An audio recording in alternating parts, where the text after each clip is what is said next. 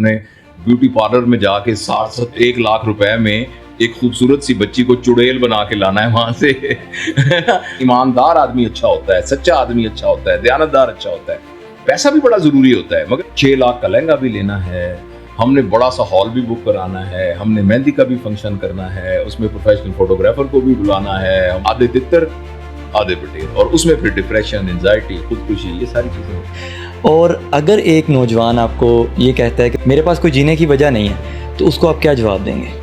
خاموشی جو مجرم کے چہرے پہ طاری ہوتی ہے, خاموشی پر ویسی ہو جو وقت عبادت روح میں جاری ہو.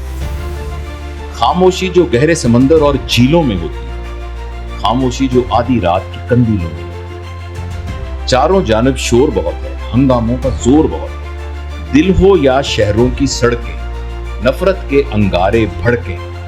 آہیں ہیں اور چیخیں ہیں, چیخ نہیں سرگوشی. میں آپ کا دوست ہوں اگر آپ کی خاطر میں تکلیف اٹھانے پر تیار ہوں اور اس تکلیف میں راحت محسوس کروں. السلام علیکم جی, میں عمران چودھری اور آپ دیکھ رہے ہیں ہمارا چینل کالے لیڑے. جیسے کہ آپ کو پتہ ہے کہ ہم بہت ساری شخصیات کے ساتھ اپنا پوڈ کاسٹ ریکارڈ کرتے ہیں اور بہت سی چیزیں ان سے سیکھتے ہیں. آج میری تاریخ میں تقریباً جتنے بھی میں نے پوڈ کاسٹ کیے ہیں, میری فیوریٹ پرسنالٹی ہیں. میں بڑے ہی عرصے سے ان کو سنتا آ رہا ہوں, ان کا بہت شکریہ, انہوں نے مجھے ٹائم دیا. جناب پروفیسر ڈاکٹر جاوید اقبال صاحب ہمارے ساتھ موجود ہیں. سر بہت بہت شکریہ آپ کا. سر جیسے کہ جاوید احمد غامدی صاحب کے پاس آپ گئے تو آپ نے کچھ سوالات ان کے سامنے رکھے اور انہوں نے اپنی زندگی کے تجربے کے مطابق آپ کو ان کا جواب دیا. میں ایسے ہی کچھ سوالات آپ کے سامنے لے کے آیا ہوں. آپ پیرنٹنگ رول پہ زیادہ بات کرتے ہیں, لیکن میرے سوال کچھ ہٹ کے ہیں. نوجوانوں میں آپ نے دیکھا ہوگا کہ بہت سے نوجوان ایسے ہیں جو مایوسی کا شکار ہو گئے ہیں. جیسے کہ اگر ایک گھر میں کوئی ایک ایسا فرد ہے جس پر اس کے معاشی حالات, اس کی بہن کی شادی کا فرض اور بھی بہت ساری چیزیں اس کے اوپر اس کا برڈن ہے, اور ایسی چیزوں میں جب وہ ہر طرف دیکھتا ہے تو روزگار کے مسئلے بھی ہیں ان کے ساتھ, تو وہ ہر طرف دیکھتا ہے تو اسے اندھیرا نظر آتا ہے, تو وہ خودکشی کی طرف مائل ہوتا ہے. تو کیا ایسے انسان کے لیے کیا کرنا چاہیے؟ اب یہ اصل میں آپ کا ایک سوال نہیں ہے بیٹا, اس میں آپ نے ملٹیپل پرابلمز ہیں جو ڈسکس کیے ہیں. پچھلے دنوں ہی ملتان میں واقعات ہوا ہے, 2 نوجوانوں نے خودکشی کی ہے. دیکھو بات یہ ہے کہ کبھی آپ نے نہیں دیکھا ہوگا کہ کوئی جانور خودکشی کرتا ہے. مطلب کبھی ایک بھینس جو ہے نا وہ خودکشی نہیں کرتی, یعنی انٹینشنلی اپنے آپ کو ختم نہیں کرتی. اتفاقاً ٹرک کے نیچے آ جائے تو وہ ایک الگ بات ہے. انسان ایسا کیوں کرتا ہے؟ حالانکہ وہ اس لیے ایسا کرتا ہے کہ انسان کو اللہ تعالیٰ نے ایک شعور دیا ہے, اور وہ شعور اس کو اس لیے دیا ہے کہ اس کے ذریعے سے وہ جو ڈیٹا اس کے پاس آتا ہے اس ڈیٹا کو انالائز کر کے اپنے لیے اوروں کے لیے بہتری پیدا کرے. لیکن وہ جو شعور ہے وہ تربیت مانگتا ہے. جب بچہ اس دنیا میں آتا ہے نا, تو آپ دیکھیں بکری کا بچہ, آپ کا دیہات سے تعلق ہے, ہم نے بھی دیکھا ہے کہ بکری کا بچہ پیدا ہونے کے کچھ گھنٹے کے بعد بھاگنا شروع کر دیتا ہے. اشرف المخلوقات کا بچہ کھڑا بھی نہیں ہو سکتا. کتنی عجیب بات ہے کہ جو مخلوق جو ہے لیول پر, نیچے لیول پر ہے, اس کا تو مطلب ہے جو بلی کا بچہ ہے وہ تو اپنی ماں کی طرح بولنا شروع کر دیتا ہے 4 گھنٹے کے بعد, تو انسان کے بچے کو 1.5 سال لگتا ہے بولنے میں. وہ اس لیے کہ اللہ تعالیٰ نے انسان کو امکانات کے ساتھ, پوٹینشلز کے ساتھ بھیجا ہے. جو باقی جتنے جانور ہیں ان کی جو بھی فزیولوجیکل لائف ہوگی وہ تقریباً پہلے سے ڈیٹرمنڈ ہے. کب پیدا ہوگا, کب بڑا ہوگا, کب اس کے 2 دانت سے 4 دانت بکرے کے ہو جائیں گے, کتنے عرصے کے بعد جو ہے وہ ریپروڈکشن کے قابل ہوگا, اور طبعی موت کتنے سالوں کے بعد وہ مر جائے گا, وہ تقریباً طے ہوتا ہے. لیکن انسان جو ہے اس کے سلسلے میں اللہ تعالیٰ نے اس کو امکانات کے ساتھ پیدا کیا. تو جب انسان کا بچہ اس دنیا میں پیدا ہوتا ہے نا, آنکھیں کھولتا ہے, تو اس نے سیکھنا ہوتا ہے. اور زندگی کے جو پہلے 36 مہینے ہوتے ہیں نا, 12 جو 36 مہینے یعنی 3 سال کا پیریڈ ہے, یہ ہمیں تو لگتا ہے کہ اس میں بچے کو تو بھی ناک پونجنا بھی نہیں آتا, بچہ تو ایسے ہی تو پھر رہا ہے, اور ماں باپ کو اس بات کا اندازہ ہی نہیں ہوتا. 3 سال کے اندر بچے کا نا میجر فریم ورک بن جاتا ہے, اور پھر 5 سال تک وہ ری انفورس ہو جاتا ہے, اور 7 سال تک تقریباً جیسے گھر کا گرے اسٹرکچر ہوتا ہے نا, جیسے پورا گھر, یہاں باتھ روم ہوگا, یہاں ڈرائنگ روم ہوگا, یہاں وہ آپ ایک اسٹرکچر پورا بنا دیتے ہیں. اب اس کو چینج کرنا بڑا مشکل ہوتا ہے. آپ اس میں کوالٹیٹیو چینج لا سکتے ہیں, مطلب ہے آپ نے پینٹ سفید کی بجائے ہرا کر لیا, پردے لگا لیے, تو کوالٹیٹیو چینج انسان میں آتی رہتی ہے. یونیورسٹی میں گیا, پڑھنا شروع کیا, لوگوں سے ملا, اور محفلوں سے ملا, کتابیں پڑھی, لیکن جو اس کا بیسک فریم ورک ہے نا وہ ڈیولپ ہو جاتا ہے. تو جتنے لوگ آپ کو ایڈلٹ لگتے ہیں جو انزائٹی کو ہینڈل نہیں کر سکتے, ڈپریشن کو ہینڈل نہیں کر سکتے, مشکل حالات کو ہینڈل نہیں کر سکتے, ریلیشن شپ کو سنبھال نہیں سکتے, فائنینشیل پرابلم ہوا تو اس کو ان کے لیے بڑا مسئلہ ہو جاتا ہے, یہ بیچارے وہ سارے لوگ ہوتے ہیں جن کے بچپن کی تربیت کا معاملہ جو ہے نا وہ سارا مشکل ہوتا ہے. تو لہٰذا یہ جو آپ نے ابھی بات کی ہے کہ نوجوان جو ہے وہ فکر میں ہے اور وہ پریشان ہے, اس کو معاشی مسائل بھی ہیں اور اس کی وجہ سے وہ مایوسی کا شکار ہے, اگر ہم نے اس کا بچپن اچھا گزرا ہو اور بچپن میں والدین کو پرنسپلز پتہ ہوں کہ اس بچے کو ہم نے باکردار کیسے بنانا ہے, مشکل کو سمجھنا کیسے بنانا ہے. اب جیسے ماں کہتی ہے نا میں نے اپنے بچے کی ہر بات مانتی ہوں, ہم بچے کو سب خواہشیں پوری کرتے ہیں, ہمیں یہ نہیں پتا کہ ان بچوں کی خواہش پوری کرنے کے چکر میں ہم بچے کو ایک بہت بڑی خوبی ہے نو کو برداشت کرنا.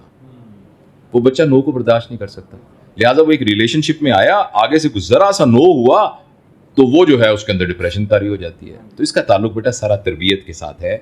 اور دوسری بات یہ ہے کہ ایک معاشرے میں ایک ایسی چینج آ گئی ہے کہ پہلے ایک زمانے میں گھر کا ایک فرد کماتا تھا, گھر میں ایک موٹر سائیکل ہوتا تھا, ایک کمرے میں سارے لوگ سوتے تھے, دوپہر کو ایک پنکھا لگا کے سارے سو جاتے تھے, ہر دونوں عیدوں پہ کپڑے بنتے تھے اور وہ لوگ اپنے آپ کو خوشحال سمجھتے تھے. اب جس طریقے سے مغرب نے یلغار کی ہے نا ہمارے اوپر, اور جس طریقے سے مغرب کا سارا مزاج ہم نے لیا ہے, جیسے فرض کریں آپ موبائل پر ایک ایپ ڈاؤن لوڈ کرتے ہیں جو کہ امریکہ کی ایپ ہے, تو آپ ایپ تھوڑی ڈاؤن لوڈ اکیلی کرتے ہیں, وہ پوری تہذیب ڈاؤن لوڈ کر لیتے ہیں, وہ پورا مزاج ڈاؤن لوڈ کر لیتے ہیں, تو وہی سارے خیالات ڈاؤن لوڈ کرتے ہیں. اب جو ویسٹ کا سارا مزاج ہے وہ کیپٹلسٹ مزاج ہے, جو سوسائٹی چلتی اس بات پر ہے کہ جس کے پاس پیسے زیادہ ہیں وہ بڑا ہے. ہماری سوسائٹی کا پورا ایتھوس, ہماری سوسائٹی کا جو سینٹرل پلر تھا وہ ہمیشہ سے یہ تھا کہ بھائی جس کی ویلیو زیادہ ہے وہ بہتر ہے, ایماندار آدمی اچھا ہوتا ہے, سچا آدمی اچھا ہوتا ہے, دیانتدار اچھا ہوتا ہے. پیسہ بھی بڑا ضروری ہوتا ہے مگر پیسہ اس لسٹ میں نیچے کر کے آتا تھا. اب وہی والی ہر دماغ میں گھس گئی ہے. یہ آپ کے سارے ٹک ٹاک اور فیس بک اور ان ساروں پہ آتا ہے, ایک مہینے میں 10 لاکھ روپے کمائیے. یہ 8 سال کا بچہ ہے, اس نے 8 سال میں دیکھیے 4 کروڑ روپیہ بنا لیا. ایک آدمی اپنی گاڑی کو دے کے یہ کر رہا ہے. تو ہم نے اپنی سوچ کے اندر ان چیزوں کے نہ ہونے کو اپنی یعنی کمزوری اور انسکسیسفل ہونا اور ان چیزوں کے ہونے کو اپنی کامیابی سمجھ لیا ہے. تو اس بچے پر نا یہ سارے پریشر ہوتے ہیں, اس نے گھڑی بھی دوسری لینی ہے, اس نے آئی فون بھی لینا ہے. پھر یہ کہ ایک زمانے میں لوگ آتے تھے مسجد میں نکاح کر لیتے تھے اور نکاح کر کے شادی ہو جاتی تھی, سارے جو اس کو جو دینا. اب یہ ہے کہ ہم نے 6 لاکھ کا لہنگا بھی لینا ہے, ہم نے بڑا سا ہال بھی بک کرانا ہے, ہم نے مہندی کا بھی فنکشن کرنا ہے, اس میں پروفیشنل فوٹوگرافر کو بھی بلانا ہے, ہم نے بیوٹی پارلر میں جا کے 1 لاکھ روپے میں ایک خوبصورت سی بچی کو چڑیل بنا کے لانا ہے وہاں سے. تو اس لیے ہم نے اپنے اخراجات بڑھا دیے, زندگی کا سٹائل بڑھا دیا. اس سارے کے پیچھے اگر میں کہوں نا بات اپنی ختم کرتا ہوں اس سوال میں, جو سب سے خطرناک چیز ہمارے معاشرے میں آئی ہے وہ مغرب کی غیر ضروری مروبیت ہے. امپریس ہونا مغرب سے, مطلب وہ جو اب ایک بندہ سوٹ پہن کے آئے گا نا تو دفتر والا اس کو کہے گا یہ سوٹ پہن کے آئے, اس کی عزت کرے گا اندر سے, چاہے وہ 3rd کلاس آدمی ہو. ایک آدمی ایک بڑی سی گاڑی میں آیا ہے تو چاہے وہ اندر ایک گھٹیا آدمی بیٹھا ہو, بڑی گاڑی کی وجہ سے, بڑے سوٹ کی وجہ سے, انٹرویو میں انگریزی بول رہا ہو تو جو ایگزامنر ہے وہ امپریس ہو جاتا ہے. ہو سکتا ہے اس کے کانسیپٹ اتنے اچھے نہ ہوں. تو اس لیے مغرب سے بہت ساری اچھی چیزیں ہمیں سیکھنی چاہیے. وہاں بہت ساری اچھی چیزیں ہیں, سائنس میں ترقی ہوئی, ٹیکنالوجی میں ترقی ہوئی, وہ ہارڈ ورکنگ ہے, اصول پسند ہے. لیکن پوری تہذیب اپنی بدل دینے سے ہم وہ بن گئے آدھے تتر آدھے بٹیر, اور اس میں پھر ڈپریشن, انزائٹی, خودکشی, یہ ساری چیزیں ہوتی ہیں. بالکل ٹھیک ہے. یعنی ہمیں مثبت چیزوں کو زیادہ اپنانے کی ضرورت ہے اور کسی کے ساتھ کمپیریزن کرنے کی ضرورت نہیں ہے. اور اگر ایک نوجوان آپ کو یہ کہتا ہے کہ میرے پاس کوئی جینے کی وجہ نہیں ہے تو اس کو آپ کیا جواب دیں گے؟ بیٹا جینا خود ہی جینے کی وجہ ہے. جو شخص جو ہے دیکھنا, کچھ چیزیں ہوتی ہیں ان کا پرپز ہوتا ہے, کچھ چیزیں اپنے اندر ہی پرپز ہوتی ہیں. جیسے مثلا یہ اینک ہے, اس کا پرپز ہے کہ میں نے اسے پڑھنا ہے. اگر میں نے پڑھنا نہیں ہے اس کا کوئی پرپز نہیں ہے. یہ مائک ہے, اس کا پرپز ہے کہ اسے ریکارڈ کرنا ہے. اگر میں نے کوئی چیز ریکارڈ ہی نہیں کرنی تو اس کا کوئی پرپز نہیں ہے. سی ڈی کا پرپز ہے چھت پہ چڑھنا ہے, اگر میں نے چھت پہ چڑھنا ہی نہیں ہے تو سی ڈی کا کوئی پرپز نہیں ہے. لیکن کچھ چیزیں ایسی ہوتی ہیں کہ وہ کہیں پہنچنے کا ذریعہ نہیں ہوتی, وہ خود ہی پرپز ہوتی ہیں. مثلا اس کی مثال دیتا ہوں, محبت, امن, خوشی آپ کے نا خوشی کا کیا مقصد ہے؟ خوشی کا کوئی مقصد نہیں ہے. خوش ہونا ہی خوشی کا مقصد ہے. میری بات سمجھ آئی نا؟ اسی طریقے سے امن کا کیا مقصد ہے بھائی؟ امن کا ہونا. محبت کا کیا مقصد ہے؟ ایثار کا کیا مقصد ہے؟ ایثار کا کوئی مقصد نہیں. ایثار ایز سچ خود ایک مقصد ہے. اسی طریقے سے یہ ایک نا زندگی زندہ رہنا، ایک زندہ ہونا. پھول کے کھلنے کا کیا مقصد ہے؟ جیسے نا پھول کیوں کھلتا ہے تو وہ کہتا ہے جی پھول کھلتا ہے لوگ دیکھیں. پھر جنگل میں پھول کیوں کھلتا ہے؟ جنگل میں تو کوئی نہیں دیکھ رہا. پھول کس کے لیے کھل رہا ہے؟ تو پھول کا کھلنا ہی پھول کا مقصد ہے. تو اس طرح زندہ رہنا ایز سچ ایک مقصد ہے. اس کا اپنا کوئی مقصد نہیں ہے. اگر آپ نے اس کو ذرا تھوڑا سا آزمانا ہے نا، 4 منٹ کے لیے اپنا ناک بند کر لیں اور 4 منٹ کے لیے اپنا منہ بھی بند کر لیں، یعنی آپ کے اندر ہوا نہ جائے. 4 منٹ کے بعد آپ کا ایک ایک سیل چیخ کے کہے گا میں نے زندہ رہنا ہے، میں نے زندہ رہنا ہے. چاہے آپ کے اوپر قرضہ چڑھا ہوا ہے، چاہے آپ کی تنخواہ کوئی نہیں کم ہے، چاہے آپ جو ہے چھوٹے سے گھر میں رہتے ہیں، چاہے نوکری کے انٹرویو سے آپ کو ریفیوز کیا گیا ہے، لیکن آپ کا سیل ایک ایک خلیہ چیخ کے کہے گا میں نے زندہ رہنا ہے، ہٹاؤ یہ ہاتھ، میں نے زندہ رہنا ہے. تو ایک تو یہ بات ہے، یہ چلو ایک یہ فلسافیکل بات ہو گئی. دوسری بات یہ ہے کہ ہر اس شخص کو زندہ رہنا کا دل نہیں چاہتا جس نے اپنی زندگی کو کسی مقصد کے ساتھ اٹیچ نہیں کیا. اور یہ بڑی آبویس بات ہے. آپ نے گھر میں ایک بھینس رکھی ہے، اچھا نہ وہ دودھ دیتی ہے اور نہ وہ اس قابل ہے کہ آپ اس کو ایک چھکڑے کے آگے جوت کے آگے لے جا سکیں، تو اب آپ کیا کریں گے؟ اس کا کوئی مقصد نہیں ہے تو آپ کو کسائی کے حوالے کر دیں گے. ٹیشو پیپر پڑا ہوا ہے بڑا ڈبے میں، کتنا صاف پڑا ہوتا ہے، آپ نے اسے ناک صاف کر لیا، اب کیا کریں گے؟ ڈسٹ بن میں پھینک دیں گے. مقصد ہے. چھری کھنڈی ہو گئی، اب کیا کریں گے؟ اس کا کوئی مقصد نہیں. تو وہ انسان جو یہ سمجھتا ہے کہ میرے پہ زندہ رہنے کا کیا جواز ہے، تو اس نے اپنی زندگی کے ساتھ کوئی مقصد نہیں اٹیچ کیا ہوا. اس کو ریوائز کرنا چاہیے اور سوچنا چاہیے کہ میں جو سانس لے رہا ہوں اور یہ آکسیجن، آپ کبھی کیلکولیٹ کر کے دیکھیے گا، میں تو ڈاکٹر ہوں، میں نے کیلکولیٹ کی ہے. کسی آئی سی یو میں آپ مریض کو آکسیجن دیتے ہیں نا، جو باہر سے آکسیجن، تو اس کا جو شام تک جتنا خرچہ ہوتا ہے نا، وہ ایوریج تقریباً 4,000 روپے کی آکسیجن خرچ ہوتی ہے. ہاسپٹل اپنا پروفٹ نہ کمائے، صرف برابر. تو 4,000 روپے روزانہ کی آکسیجن تو ہمیں مفت مل رہی ہے نا. اچھا اب یہ ہمیں جو روزانہ اتنی آکسیجن مل رہی ہے، پانی اس کے علاوہ ہے، روشنی اس کے علاوہ ہے، دن اس کے علاوہ ہے، رات اس کے علاوہ ہے، چاندنی اس کے علاوہ ہے، پرندوں کی آوازیں اس کے علاوہ ہیں، یہ سب چیزیں جو ہمیں مل رہی ہیں، تو آخر ہمارے اوپر اتنی انویسٹمنٹ کیوں ہو رہی ہے؟ تو کوئی مقصد ہے نا ہمارا. تو انسان اپنے اسی شعور کو، جس کی ہم نے شروع میں بات کی تھی، اسی شعور کو استعمال کر کے انسان اپنے مقصد کا تعین کرے. اور ہر وہ شخص جس کے ذہن میں یہ سوال آتا ہے کہ میری تو زندہ رہنے کی کوئی، میں کیوں زندہ رہوں، تو آرام سے بیٹھے، 15-20 منٹ بیٹھے. اگر وہ مسلمان ہیں، ہم بات اس لیے کریں، ہو سکتا ہے ہمارا سننے والا کوئی ہندو ہو، کوئی کرسچن ہو، کوئی ایسا ہو معاذ اللہ جو اللہ کو بھی نہیں مانتا، تو ہم آل انکلوسیو بات کر رہے ہیں. لیکن جو مسلمان ہے اس کو میں کہوں گا وضو کرے، 2 رکعت نفل پڑھ کے مصلی پہ بیٹھے اور خود اپنے آپ سے آرام سے پوچھے کہ میرا کیا مقصد ہے. آدھا گھنٹہ خاموش ہو کے بیٹھے، اس کے اندر سے آواز آ جائے گی تیرا یہ مقصد ہے نا. آزما کے آپ دیکھیں تو پھر ہمیں مقصد پتہ لگ جائے گا. اور جب جو ہی ہمیں مقصد پتہ لگے گا، ہمیں تو زندہ رہنے کا ہمارا دل کرے گا، زندگی تو بہت تھوڑی ہے مجھے تو اور چاہیے زندگی. تو یہ ہے. بالکل سر، خاموشی جو ہے وہ بھی چیخ سکتی ہے. ہاں بیٹا، خاموشی جو ہے نا، خاموشی بہت پاورفل ٹول ہے کمیونیکیشن کا. اب آپ یہاں کمرے میں آئیں اور آپ رنالہ خرد سے آئے ہیں مجھے ملنے کے لیے، اور آپ آئیں اور میں چپ بیٹھا ہوں، آپ کے خیال میں یہ خاموشی بات نہیں کر رہی ہے نا؟ خاموشی بات کر رہی ہے نا. تو اس لیے خاموشی، ایک استاد تھے، ان کا نام تھا استاد توکل علی خان، وہ موسیقی کے بہت بڑے استاد تھے. تو ان سے کسی نے یہ کہا کہ جو سر ہوتے ہیں نا، 7 سر، ان میں سے سب سے خوبصورت سر کیا ہے؟ تو انہوں نے کہا 2 سروں کے درمیان جو خاموشی کا وقفہ ہوتا ہے نا، وہ سب سے خوبصورت سر ہوتا ہے، وہ سب سے خوبصورت سر ہوتا ہے. ایک لاطینی نظم ہے، میں نے بھی انگریزی میں پڑھی ہے وہ، تو وہ آپ کو شاید اس کے سوال کے جواب میں کچھ میں آپ کو عمران بتا سکوں. کہ وہ نظم یوں ہے کہ ایک جنگل میں کے مرکز میں ایک چھوٹی سی جھیل تھی، اور وہاں کوئی آواز نہیں تھی، خاموشی سی. ہاں البتہ کبھی کبھی پتوں کے پھڑپھڑانے، پتوں کے یعنی ہلنے کی آواز، اور کبھی کبھی پرندوں کی آواز آتی تھی، ورنہ ایک گہری خاموشی اس جھیل کے قریب تھی. اس جھیل کے کنارے پر ایک مینڈک بیٹھا ہوا تھا. وہ مینڈک پھدک کے اس جھیل میں گیا اور ایک آواز پیدا ہوئی اور وہ خاموشی ختم ہو گئی. کچھ دیر کے بعد وہ آواز پھر ختم ہو گئی اور پھر دوبارہ خاموشی ہو گئی, اور جو اب خاموشی ہوئی وہ پہلے والی خاموشی سے زیادہ گہری تھی. کیونکہ کمپیریزن آ گیا نا, آواز سے کمپیریزن آ گیا. پتہ نہیں آپ نے یہ سوال کیسے پوچھا, مجھے اب اتنی ساری باتیں یاد آ گئی ہیں. میری اپنی ایک نظم ہے, آپ کو تو میں شاعری بھی کرتا ہوں, میری ایک نظم ہے, اس کا نام ہے خاموشی.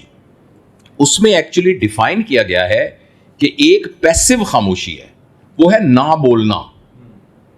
خاموشی نہ بولنا نہیں ہوتا, خاموشی ایک ایکٹیو فینومین ہے. یعنی یہ ہم اس کمرے میں کوئی آواز نہیں ہے, اس کا مطلب ہے یہاں کوئی نہیں بول رہا. لیکن جب کہیں یہاں خاموشی ہے تو ہم کہیں گے یہ کمرہ خاموشی سے بھرا ہوا ہے. میری بات سمجھے نا, خاموشی جو ہے ایک ایکٹیو فینومینا ہے. تو اس کو میں نے ڈیفائن کیا ہے کہ کون سا پیسو ہوتا ہے اور کون سا ایکٹیو ہوتا ہے. خاموشی پر ویسی نہ ہو ویسی جو کہ قبرستان میں ہوتی ہے.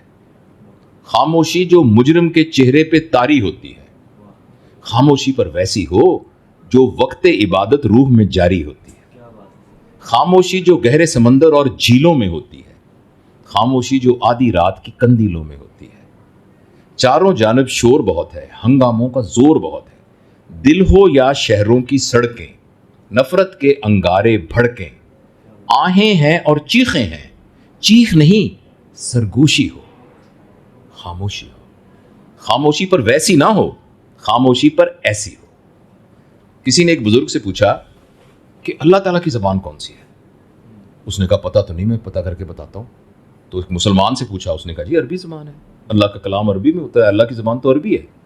تو ایک ہندو نے کہا جو وید ہیں وہ تو سنسکرت میں ہیں, تو سنسکرت ہے اللہ کی زبان.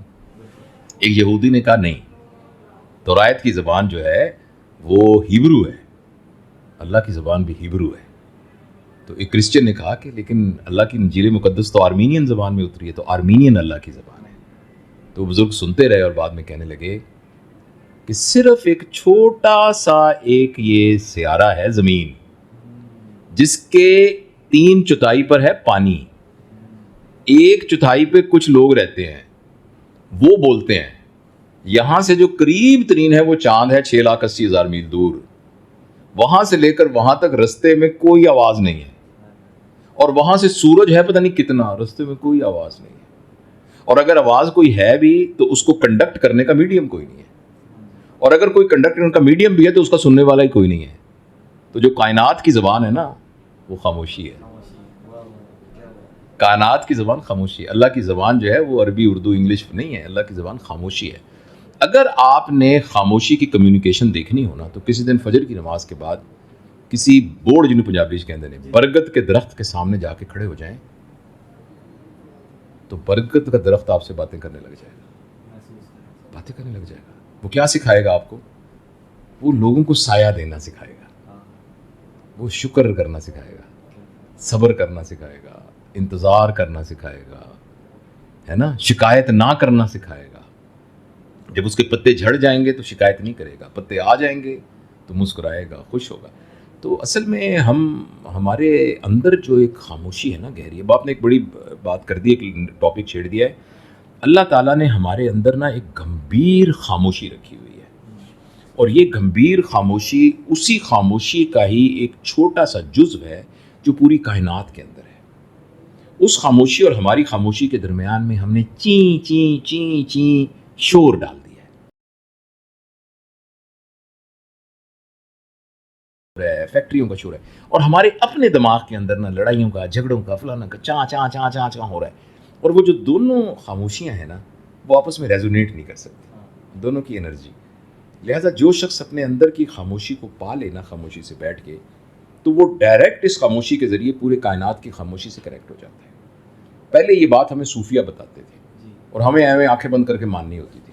اب کوانٹم فزکس ہمیں یہ بات بتاتی ہے, ہمیں سائنس یہ بتاتی ہے کہ انسان کے اندر اس کائنات کا ایک ریپلیکا ہے, الٹا ریپلیکا. یعنی کائنات اتنی بڑی ہے تو اس کائنات کا ایک ریپلیکا ہمارے اندر بھی ہے. اس لیے جب ہم یا تو اللہ تک پہنچنا چاہتے ہیں تو سارے سیاروں سے جا کے پتہ نہیں کوئی وقت ایسا آئے کہ آدمی پوری کائنات کو تسخیر کرے اور پوری کائنات کے بعد جو ہے اس کا اللہ سے تعارف ہو جائے, یا اللہ نے جیسے خود ہمیں کہا من عرف نفسہ عرف ربہ، جس نے اپنے نفس کو پہچانا اس نے اپنے رب کو پہچانا.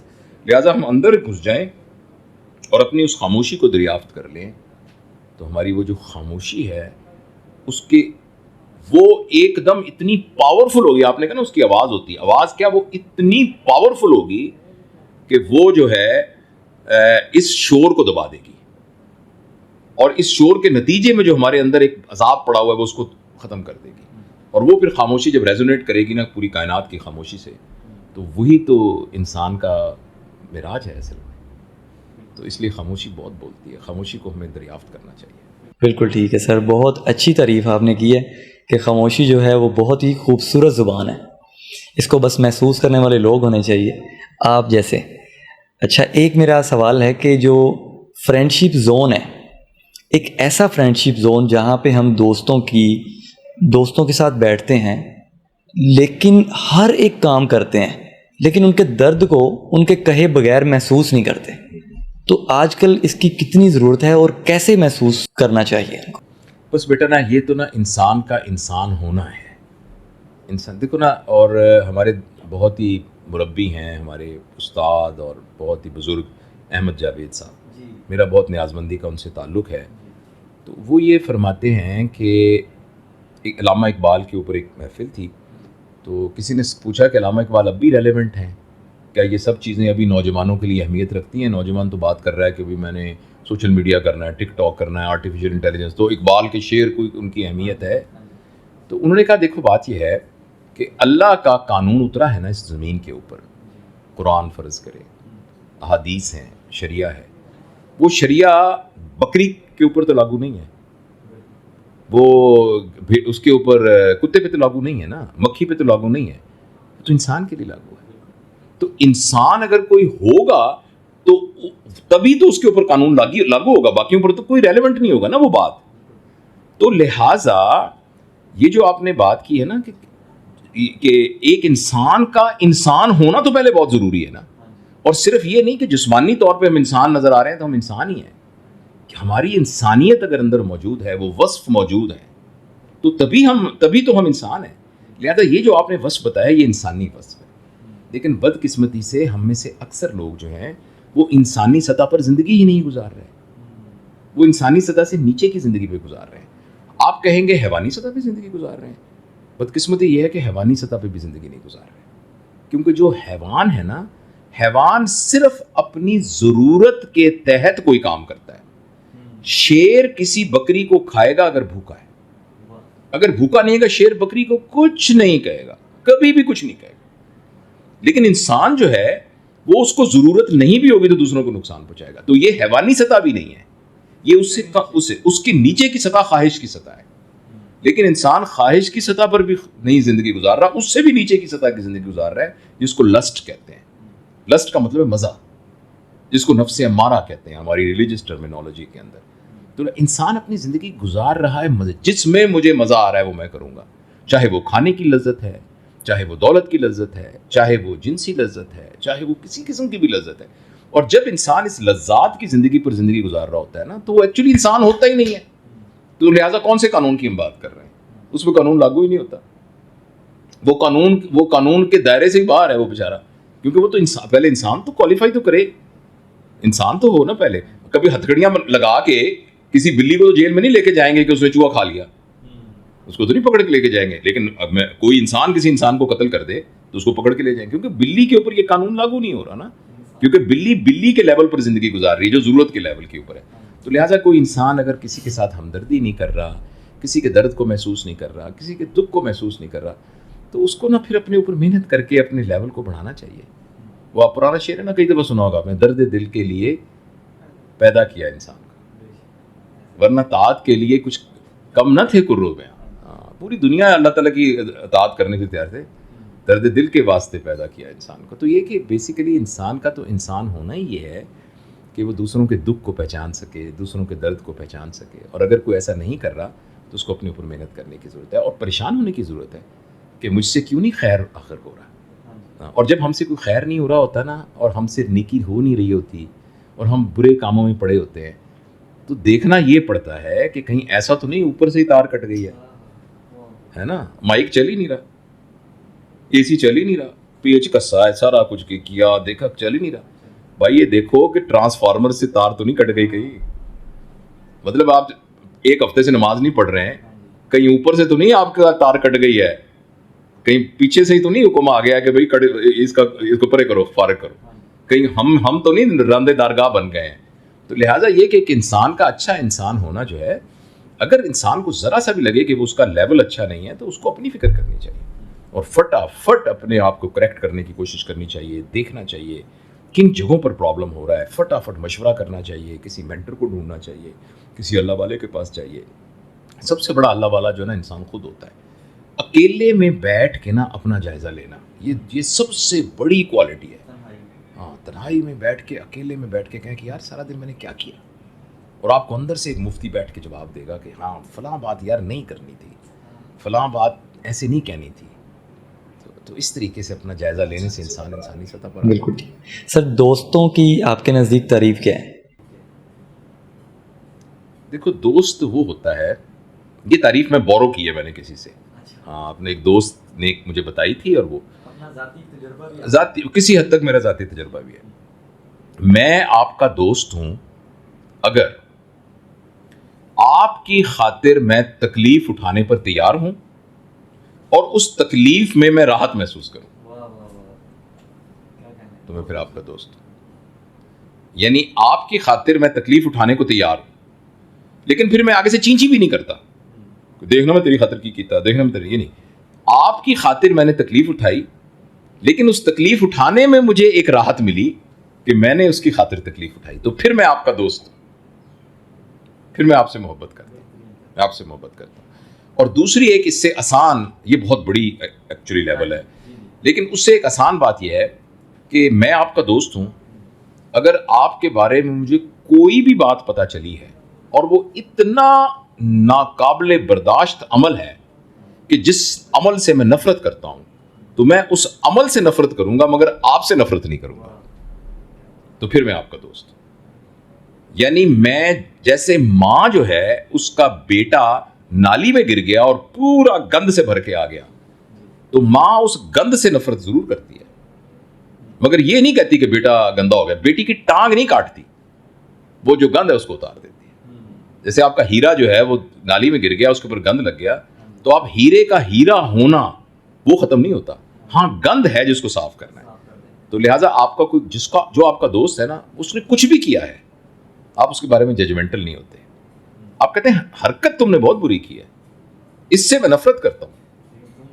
ہاں لیکن تم, کیونکہ جب آپ کہتے ہیں نا تم برے ہو, اس کا مطلب یہ ہوتا ہے کہ آپ, میں فرض کے میں کہتا ہوں تم چور ہو, اس کا مطلب ہے کہ آپ ہر صورت چوری کرو گے. میں کہتا ہوں آپ نے چوری کی, اس کا مطلب ہے ہو سکتا ہے کل آپ چوری نہ بھی کرو, لیکن دوستی اس کے اوپر لیول ہے. وہ یہ نہیں ہے کہ تم چور ہو, وہ یہ بھی نہیں ہے کہ تم نے چوری کی ہے, وہ یہ ہے کہ چوری تم سے ہو گئی ہے. سمجھ آئی یہ بات, چوری تم سے ہو گئی ہے, یعنی کسی وجہ سے تمہاری بدقسمتی تھی کہ تم سے چوری ہو گئی ہے. تو یہ تو سر کیا ہم اجتماعی بے حسی کے دور میں زندہ ہیں؟ میرا خیال ہے کہ ہم اجتماعی طور پر ایک بہت ہی وحشت کے دور سے گزر رہے ہیں, ہم اجتماعی جہالت کے دور سے گزر رہے ہیں, ہم اجتماعی مایوسی کے دور سے گزر رہے ہیں.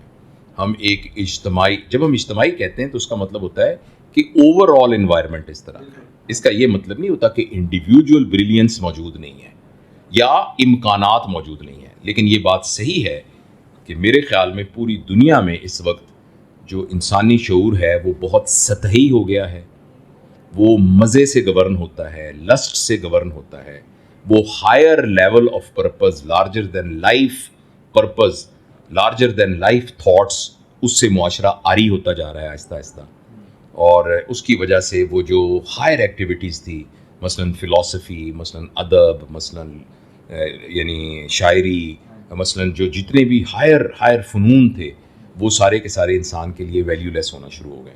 تو واقعی یہ بات صحیح ہے کہ معاشرہ جو ہے وہ اپنی بنیادی اجتماعی مزاج میں ایک غصے والا، فرسٹریٹڈ، اینکشس، ڈپریسڈ اور سطحی معاشرہ بنتا جا رہا ہے. بالکل ٹھیک ہے سر. پاکستان کے جو مسائل ہیں اس کے بارے میں آپ کیا کہنا چاہتے بیٹا بات یہ ہے کہ پاکستان کے بہت سے مسائل ہیں، اس میں کوئی شک نہیں ہے، اور وہ جینون مسائل ہیں.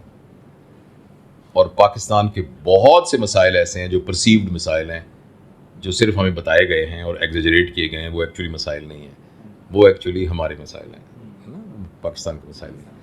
دوسری بات یہ ہے کہ دنیا میں کہیں جائیں گے نا، پہاڑ ایک ہی طرح ہوتا ہے، دریا بھی ایک طرح ہوتا ہے، مٹی بھی ایک طرح ہوتی ہے، درخت بھی ایک طرح ہوتے ہیں. تو ہم کہتے ہیں امریکہ بڑا اچھا ملک ہے. تو ہم کیا کہہ رہے ہیں؟ وہاں کے پہاڑ اچھے ہیں، وہاں کی مٹی اچھی. ہم یہ کہہ رہے ہیں کہ وہاں کے لوگ اچھے ہیں. تو بنیادی طور پر اگر ملک کے مسائل ہیں تو اصل میں لوگوں کے مسائل ہیں. اگر ہم کہیں ملک خراب ہے، اس کا مطلب لوگ خراب ہیں اجتماعی طور پر نا. تو لہٰذا ملک، ہمیں یہ سمجھنا چاہیے کہ ہمارے مسائل ہمارے رویے کی وجہ سے ہیں، ہمارا اپنا بیہیویئر ٹھیک نہیں ہے، اس کی وجہ سے ہمارے ملک میں مسائل ہیں. اور وہ ہم اجتماعی طور پر اکثر لوگوں کے اندر وہ خرابیاں ہیں، انہی میں سے وہ لوگ اوپر کے 5 جو ہمارے پاور سٹرکچرز ہیں ان پر پہنچ گئے ہیں، اور وہ بھی اسی یعنی زمین سے ہی نمو پائے ہوئے پودے ہیں جس میں سارے ہیں. تو جس وجہ سے پولیس کا سپاہی رشوت لیتا ہے اور دودھ بیچنے والا دودھ میں پانی ملاتا ہے اور ڈاکٹر میڈیکل فارماسوٹیکل کمپنیوں سے پیسے لے کے دوائیاں لکھتا ہے، انہی ریزن کی وجہ سے ملک کا وزیر اعظم بھی کرپشن کرتا ہے. یہ بات سمجھے نا. اسی کی وجہ سے جو سیکٹری جو ہے نا بل جب سائن کرتا ہے، یعنی ان میں سے کچھ، جیسے اب سارے دودھ والے تو پانی نہیں ملاتے، سارے ڈاکٹر تو ایسے نہیں کرتے، تو اس طرح سارے افسر ایسے تو نہیں کرتے، سارے وزیر اعظم تو ایسے نہیں کرتے، سارے جج تو ایسے نہیں کرتے. تو لہٰذا پاکستان کے جو مسائل ہیں ان میں کچھ مسائل ایسے ہیں جو اوپر سے ٹھیک ہونے والے ہیں فرام دی ٹاپ. وہ یہ ہے کہ ہمارے ہاں پولیٹیکل سسٹم کو اسٹیبلائز ہونے کی ضرورت ہے، رول آف لا کو اسٹرانگ ہونے کی ضرورت ہے، آئین کی پراپر بالادستی کی ضرورت ہے، اور ہمیں مذہب کی صحیح انٹرپریٹیشن کی ضرورت ہے. ہم نے بہت جگہ پر مذہب کو اس طریقے سے استعمال کیا ہے کہ جس سے نفرتیں بڑھی ہیں محبتیں بڑھنے کی وجہ سے. تو کچھ پرابلم اوپر سے ٹھیک کرنے والے ہیں، اور ان میں کرپشن بھی ہے. ایک بہت بڑا مسئلہ ہے کہ جس کے پاس سرکاری خزانہ ہوتا ہے تو وہ اس کو اپنا مال سمجھ کے اس کے اندر وہ آخرت میں جواب دہی ہونے کے خوف کو مد نظر رکھتے ہوئے اس کو استعمال نہیں کرتا. تو یہ کچھ مسائل ہیں جو اوپر سے حل ہونے والے ہیں، اور کچھ مسائل نیچے سے حل ہونے والے ہیں. اور نیچے سے حل ہونے والے مسائل یہ ہیں کہ یہ آپ دیکھیں کہ پاکستان میں کوئی شخص بھی تھوڑی سی عقل رکھتا ہے، ایماندار ہے، ہارڈ ورکنگ ہے اور محنت کرنا جانتا ہے، تو پاکستان میں کوئی بے روزگار نہیں ہے. چھوٹا سا کھوکھا کھولتا ہے بہترین، فرسٹ کلاس، چھوٹا سا ایک کھوکھا کھولتا ہے بڑا زبردست بہترین. یہاں ایک جب کورونا ہوا نا تو لوگ رونے لگے، دکانیں بند ہو گئی، دکانیں بند ہو گئی. تو یہاں ہمارا ایک کالج کا بچہ تھا، اس نے کہا میرے تو مزے ہو گئے. میں نے کیوں؟ کہا میں نے اگلے دن ایک پیج بنایا اور میں نے کہا جی برگر گھر میں پرووائڈ کروں گا، اور وہ کسی طرح اس نے سوشل میڈیا پہ ڈسیمینیٹ کر دیا. کہتا سر پہلے میرا ایک چھوٹا سا ایک کارنر سا تھا، کوئی بندے آتے تھے شام کو بس. کہتا اب 24 گھنٹے نا لوگ برگر منگوا رہے ہوتے ہیں. میرا تو کہا جی موجیں لگ گئی ہیں اس نے. مطلب اس کو تھوڑی سی عقل تھی، سمجھ تھی، اس نے مارکیٹ کو سمجھا. دوسری بات یہ ہے کہ ایک نوجوانوں کو ایک بات آپ اس سے ذکر ہے میں بتانا چاہتا ہوں کہ ہمارے ایک بات بالکل ذہن میں رکھیں. ایک بات ہے وہ ہے نوکری. نوکری یہ ہوتی ہے کہ میں ایک جگہ کام کرتا ہوں، مجھے 50,000 ملتے ہیں، اس کے حساب سے میں نے اپنا بجٹ بنایا ہوا ہے. اب یہ 50,000 سے 55,000 نا ایک سال بعد ہوں گے، اور 2 سال کے بعد 60,000 ہوں گے اگر اس سے پہلے اس نے آپ کو نکال نہ دیا تو. پرائیویٹ نوکری ہے نا، فرض کرے سرکاری میں چلو بڑھ جائیں گے تھوڑے تھوڑے. ایک ہے نوکری. اچھا نوکری والا بندہ نا ہمیشہ چی چی کرتا رہے گا. ایک ہوتا ہے سیلف امپلائڈ کہ میں کسی کا نوکر نہیں ہوں، بس اپنا سیلف امپلائڈ. وہ ہوتا ہے جیسے میں ہوں ڈاکٹر، جس دن میں یہاں کلینک میں آؤں گا اس دن پیسے آئیں گے، جس دن نہیں آؤں گا اس دن نہیں آئیں گے. جس طرح وکیل ہے، جس دن کام کرے گا آئیں گے، نہیں آئیں گے نہیں آئیں گے. یا دکاندار ہے، دکان کھولے گا تو پیسے آئیں گے. یہ سیلف امپلائڈ. ایک ہوتا ہے بزنس. بزنس کا میرے یہاں آنے سے کوئی تعلق نہیں ہے. میں گھر میں سو رہا ہوں، میں مسجد میں نماز پڑھ رہا ہوں، میں کوئی اور کام کر رہا ہوں، پیچھے سے آپ کے پیسے آ رہے ہیں. یہ ہے بزنس. کیونکہ بزنس میں آپ ایک آئیڈیا لے کے آتے ہیں اور اس آئیڈیا کے ذریعے سے آپ ایک ٹیم ڈیولپ کرتے ہیں